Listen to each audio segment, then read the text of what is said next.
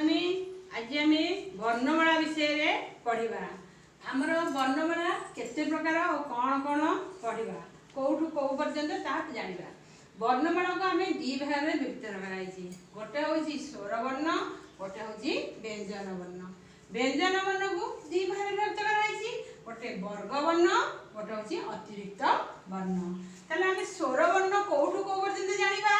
ताले स्वर वर्ण आम कौटू कौ पर्यंत ना अ आ हर्षई दीर्घई हर्षौ दीर्घौ रु ए ऐ ओ औ ये हूँ स्वर वर्ण। या स्वर वर्ण कहवा। ताले वर्ग वर्ण जाना। जो आम व्यंजन वर्ण को दी भाग विभक्त कराई। गोटे वर्ग वर्ण, गोटे अतिरिक्त वर्ण। ताले वर्ग वर्ण आम कौटू कौ पर्यंत जाना। कौन ना क ख ग घ ङ च छ ज झ ञ ट ठ ड ढ ण त थ द ध न प फ ब भ म ये हूँ वर्ग वर्ण है।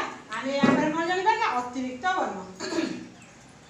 झील र ळ व तालबेश मूर्धनेश दंतेश ह क्षीय य ल ड ढ अनुसार विसर्ग चंद्रबिंदु। या जानले आम कौन ना अतिरिक्त वर्ण। आम जापारे वर्णमाला केते भाग विभक्त आ कौन कौन किए कौठू कौ पर्यंत ताहा तुम खाता परीक्षा पढ़ले देखियो।